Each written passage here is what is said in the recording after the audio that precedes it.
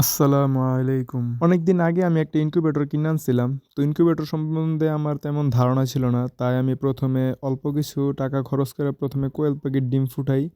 তারপর আমি অল্প কিছু পরিমাণে টাইগার মুরগির ডিম ফুটাই। টাইগার মুরগির ডিমটার দামটা অনেক বেশি, যার কারণে অল্প পরিমাণে ফুটাইছিলাম। তো দেখলাম যে ভালোই প্রফিট আসছে। তারপর আমি নিজে আরেকটা ইনকিউবেটর বানাইছি। তারপর অনেক বড় পরিসরে অনেকগুলা ডিম কিনে আনছি। আর এইগুলা ডিমের প্রাইস হচ্ছে একটা ৳২৫ কইরা। এই যে এই ইনকিউবেটরটা দেখতে পাচ্ছেন, এটা হচ্ছে আমি নিজে বানাইছি। তো ২ টার মধ্যেই আমি ২০০ প্লাস ডিম বসায় দিছি। ডিম বসানোর পর শুরু হয় যত বিপত্তি। ডিম বসানোর কিছুদিন পর কারেন্ট চইলা গেছে। আর ৪ দিন টানা কারেন্ট ছিল না। তারপর ৪ দিন পর কারেন্ট আসছে। তারপর যথা নিয়মে ডিমগুলা ইনকিউবেটরে বসানো ছিল। ডিম যখন ফুটবে তার ১ সপ্তাহ আগে আমার ইনকিউবেটর একটা নষ্ট হয়ে গেছে। তো তখন আর কি করার? ইনকিউবেটরটা নষ্ট হয়ে গেছে। তারপর ডিমগুলা চেক দিলাম ভিতরে। চেক দিয়া দেখি যে ডিম সবগুলাই নষ্ট হয়ে গেছে। শুধু কিছু পরিমাণ ডিম ভালো ছিল আর বাকি সবগুলা ডিমই নষ্ট হয়ে গেছে ডিম ফুটার ১ সপ্তাহ আগে। তারপর সবগুলা ডিম ফালাই দিলাম আর যেগুলা ডিম ভালো ছিল এগুলা আবার ইনকিউবেটরের মধ্যে দিয়ে দিলাম।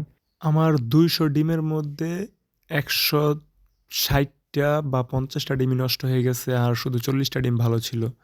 তো এই ৪০ টা ডিম আমি আমার বানানো ইনকিউবেটরটার মধ্যে দিয়ে দিলাম। দিয়ে এগুলাকে দেখাশোনা করতে লাগলাম। আর বাকি ডিমগুলা তো নষ্টই হয়ে গেছে। আর এই ডিমগুলা বাচ্চা ফুটার ৩ দিন আগে কারেন্ট চইলা গেছে। তারপর যেদিন বাচ্চা ফুটবে ওইদিন দেখি ভিতরে বাচ্চা চি করতাছে। মানে ভিতরে বাচ্চা সাউন্ড দিতেছে, তো কারেন্ট তো নাই, বাচ্চা কিভাবে ফুটবে? তারপর আমি এগুলাকে মাটির চুলার মধ্যে নিয়ে গেছিলাম। মাটির চুলার নিচে আগুন ধরে উপরে একটা কাপড় দিয়া অনেক অনেক চেষ্টা করছিলাম যে বাচ্চাগুলো বাঁচানোর জন্য।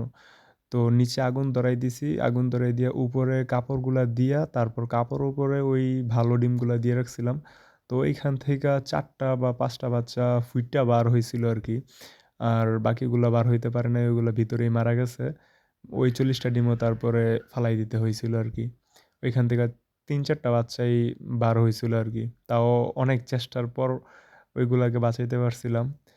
আর বাকি এই ডিমগুলা তো ওইদিনই ফালাই দিলাম। কি আর করার? কিসমতে ছিল না আরকি। অনেক চেষ্টা করছিলাম। ১ম এ অল্প, অল্প পরিমাণে ডিম কিনে এনে আমি আগে মেশিন চালায় অভিজ্ঞ হইছিলাম। তারপরেই একটু বড় পরিসরে করার চিন্তা ভাবনা করলাম। তো আফসোস কইরা লাভ নাই। জীবনে এমন ছোটখাটো ধাক্কা অনেক খাইতে হবে। তো এখান থেকে ঘুরে দাঁড়াইতেই হবে। ইনশাআল্লাহ একদিন ভালো কিছু করব। সবাই আমার জন্য দোয়া করবেন। আল্লাহ হাফেজ।